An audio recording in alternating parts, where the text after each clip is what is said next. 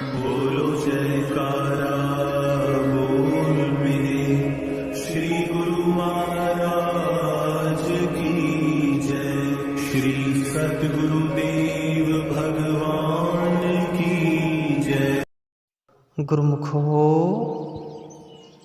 जो नाम की कमाई करते हैं, दिन रात नाम की कमाई में ही लीन रहते हैं, उन्होंने क्या क्या देखा है, क्या क्या जान लिया है, जो कि हमारे लिए जानना बहुत ही जरूरी है। वैसे तो नाम की कमाई करने वाले संत महापुरुष चुप ही रहते हैं। कभी कभी उनकी मौज होती है तो अपने शिष्य को वह ज्ञान दे देते हैं जिसके काबिल हम नहीं भी होते। नाम की कमाई करने वाले महापुरुषों से ज्ञान प्राप्त होना एक बहुत ही सौभाग्य वाली बात है। गुरुमुखो, यह बातें एक कमाई करने वाले सत्संगी बुजुर्ग की है। वह बहुत कमाई वाले जीव है। उनके परिवार वालों का कहना है कि वह दिन रात नाम की कमाई में ही लीन रहते हैं, भजन सिमरन में ही लीन रहते हैं। इन्हें किसी और चीज़ से कोई लेना देना नहीं। इनका सारा समय भजन सिमरन में ही बीत जाता है। खाने पीने की तरफ भी इनका कोई ध्यान नहीं होता। बस यह अपने कमरे में ही उस कुल मालिक की भजन बंदगी में लीन रहते हैं। कभी कभी यह थोड़ा सा बाहर आ जाते हैं, लेकिन ज़्यादा समय उस कुल मालिक की भजन बंदगी में ही बिताते हैं और ज़्यादा किसी से यह बात भी नहीं करते। कुछ काम की बात हो तो तभी बोलते हैं, नहीं तो वह चुप ही रहते हैं। गुरुमुखो, ऐसे ही कभी कभी एक बुजुर्गों से बातें करने का मौका मिल जाता है और कभी कभी वह अपनी मौज में होते हैं तो अपने कुछ अनुभव साझा करने लग जाते हैं। ऐसे ही उन्होंने कुछ बातों की चर्चा कुछ मौत से संबंधित चल रही थी कि मौत के बाद मनुष्य का क्या होता है, उसके साथ क्या क्या होता है। तो पहले तो उन्होंने बताया कि सच में हम मौत किसको कहते हैं। मौत यह नहीं है कि कोई मर गया तो उसकी मृत्यु हो गई। असल में सच्ची मृत्यु उस दिन होती है जब हम उस कुल मालिक की याद में नाम की कमाई में लीन हो जाए और हमें अपनी शुद्ध बुद्धि ना रहे। उस दिन हमारी सच्ची मृत्यु होती है। ऐसे तो मरना जीना लगा ही रहता है, हमारा आना जाना लगा ही रहता है और लगा ही रहेगा।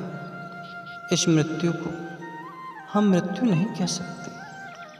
असल में सच्ची मृत्यु वही है जब हमारी सूरत नाम के रंग में रंग जाए और हमें अपनी शुद्ध बुद्धि ना रहे और हमारा मन बिल्कुल शून्य हो जाए, शांत हो जाए, तब हमारी सच में मृत्यु होती है।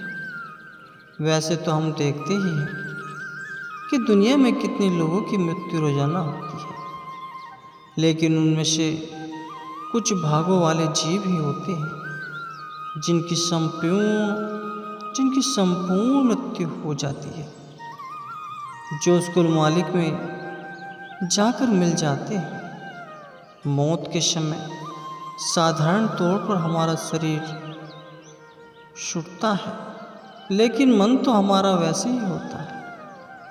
मन में तो वही सब कुछ पड़ा होता है जो हमने इकट्ठा किया है। उसकी मृत्यु होने इतनी आसान नहीं है। हम जैसे ही अगले जन्म में जाते हैं या फिर अगली जूनी में जाते हैं, फिर से वही सब कुछ दोबारा से शुरू हो जाता है, क्योंकि मन हमारा नहीं मरा। मन वैसे का वैसा ही है, सिर्फ हमारा शरीर छोटा है। मन में जो पड़ा हुआ है वह भी अभी के वैसे का वैसा ही है, लेकिन जो नाम की कमाई करते हैं, सबकी कमाई करते हैं, उनका मन शांत हो जाता है, शून्य हो जाता है, और जब उनकी मृत्यु होती है उनका शरीर भी छूट जाता है। मन से भी उनका छुटकारा हो जाता है और आत्मा उस कुल मालिक में जाकर मिल जाती है। लेकिन अगर बात साधारण जीवों की जाए तो उनका आना जाना लगा रहता है, क्योंकि मन से छुटकारा मिल पाना इतना आसान नहीं। वह तो मालिक की कृपा हो तभी हम इससे छुटकारा पा सकते हैं। यह भ्रम की अंश है, इसकी पहुंच केवल भ्रम तक है, उससे आगे नहीं। लेकिन हमें पार ब्रह्म में जाना है, कुल मालिक से मिलना है। जैसे जैसे हम नाम की कमाई करते हैं वैसे वैसे हमारा शरीर छूटने लगता है। शरीर 3 तरह का होता है।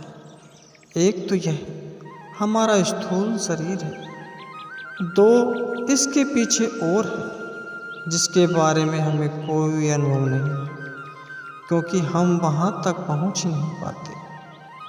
हम तो स्थूल शरीर के बारे में ही जानते हैं और यह समझ लेते हैं कि अगर किसी का स्थूल शरीर छूट गया तो उसकी मृत्यु हो गई। नहीं, ऐसा नहीं। जब हम इन सभी शरीरों से छुटकारा पाएंगे तभी हमारी संपूर्ण मृत्यु होती है और हमारा आना जाना खत्म हो जाता है। नहीं तो हमारा आना जाना लगा ही रहता है। जैसे जैसे हम नाम की कमाई करते हैं हमारा स्थूल शरीर छूटने लगता है, सूरत ऊपर चढ़ने लगती है और हमें तकलीफ भी होती है, क्योंकि हमने पहले अभ्यास नहीं किया। लेकिन जो अभ्यासी होते हैं उन्हें यह तकलीफ नहीं होती, क्योंकि वे हर रोज़ ऊपर जाते हैं,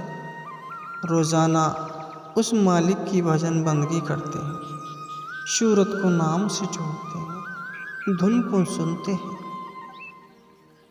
उन्हें मृत्यु के समय किसी तरह की कोई भी तकलीफ नहीं होती। लेकिन जो साधारण पुरुष हैं उन्हें बहुत तकलीफ होती है जब सूरत सिमटकर ऊपर आ जाती है और हमारा स्थूल शरीर से छुटकारा होने लगता है। इसलिए तो कहा जाता है कि नाम की कमाई के लिए समय निकालो गुरुमुखो, सूरत को नाम से जोड़ो, दोनों आँखों के बीच सूरत को लेकर आओ, ताकि उस धुन को सुना जा सके और मृत्यु के समय हमें किसी तरह की भी कोई भी तकलीफ न हो सके। लेकिन हम बातों को सुन तो लेते हैं, सत्संग सुन तो लेते हैं, लेकिन उसे अमल में नहीं लाते। और जब अंतिम समय आता है तब हमारी चीखें निकलती हैं, क्योंकि सूरत सिमटकर ऊपर आ जाती है। जिसने जीते जी नाम की कमाई की है, जिसने जीते जी मर कर देखा है, वही एक सच्चा शिष्य है, वही एक महापुरुष है। मैंने देखा है कि ऊपर कैसे देवी देवताओं की कतारें लगी, सभी उस कुल मालिक के आगे हाथ जोड़कर खड़े, उसके आगे फरियाद कर रहे हैं। यह मनुष्य जन्म हमें बार बार नहीं मिलता, यह बहुत ही अनमोल जन्म है, यह बार बार नहीं मिलेगा। यह जन्म हमें कुल मालिक की भजन बंदगी करने के लिए मिला है, उससे मिलाप करने के लिए मिला है। ऊपर देवी देवताओं की कतारें लगी हैं। वे हाथ जोड़कर खड़े हैं कि उन्हें भी यह मनुष्य जन्म मिले ताकि वह भी मालिक की भजन बंदगी कर सके, नाम की कमाई कर सके। और जब जीव ऊपर आता है, जब उसकी मृत्यु हो जाती है, तब ऊपर उसका हिसाब किताब होता है। उसका हिसाब किताब उसके लिए किए गए कर्मों के हिसाब से किया जाता है कि इसे आगे कहाँ जाना है और आगे क्या क्या देखना है, कौन सी चूनी में जाना है। यह सब जीव के कर्मों पर निर्भर होता है। लेकिन जो नाम की कमाई करके जाते हैं, शब्द की कमाई करके जाते हैं, जो धुन को सुनकर जाते हैं, उनकी पृथ्वी पर सूरत दिन रात उस कुल मालिक से जुड़ी रहती है। जब वह ऊपर जाते हैं, जब उनकी मुक्ति हो जाती है, वह मुक्ति होती है, वह महापुरुष होते हैं। ऊपर सभी देवताएं हाथ जोड़कर खड़े होते हैं, उस महापुरुष का स्वागत करते हैं जिसने नाम की कमाई होती है, जिसे नाम की कमाई की होती है, जिसने सूरत को नाम से जोड़ रखा होता है। उनका उसके दरबार में स्वागत किया जाता है, धूमधाम से स्वागत किया जाता है। बहुत ही मान आदर के साथ उनका स्वागत किया जाता है, क्योंकि वह महापुरुष होते हैं। नाम की कमाई कर कर के उसके दरबार में जाते हैं तो मालिक भी खुश होता है, मालिक भी प्रसन्न हो जाता है और उन्हें अपनी शरण में ले लेता है। उनका आना जाना खत्म हो जाता है। लेकिन जिन्होंने नाम की कमाई नहीं की होती, जिन्होंने जीवन में सूरत को नाम से नहीं जोड़ा होता, उनका हाल बहुत ही बुरा होता है। यमदूत उन्हें घसीट घसीट कर ले जाते हैं, उनका हिसाब किताब किया जाता है। बहुत सारी मुश्किलों का उन्हें सामना करना पड़ता है, चीखें निकलती हैं और उस समय जीव को वहाँ पर पछतावा भी होता है कि मैंने अपना जीवन व्यर्थ कर लिया। उस समय वहाँ पर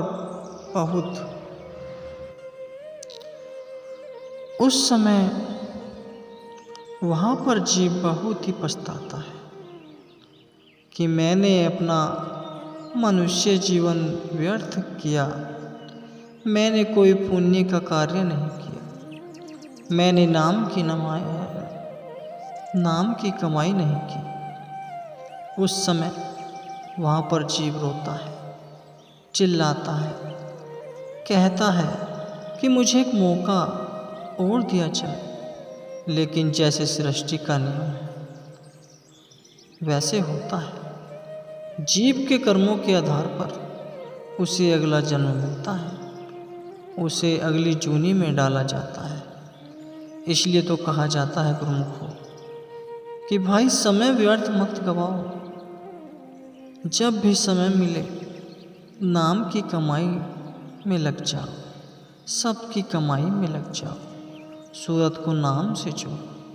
अगर इस समय हमने समय को संभाल लिया, नाम की कमाई कर ली, तब हमें वहाँ पर रोना नहीं पड़ेगा, वहाँ पर हमारी चीखें नहीं निकलेंगी, हमें पछताना नहीं पड़ेगा।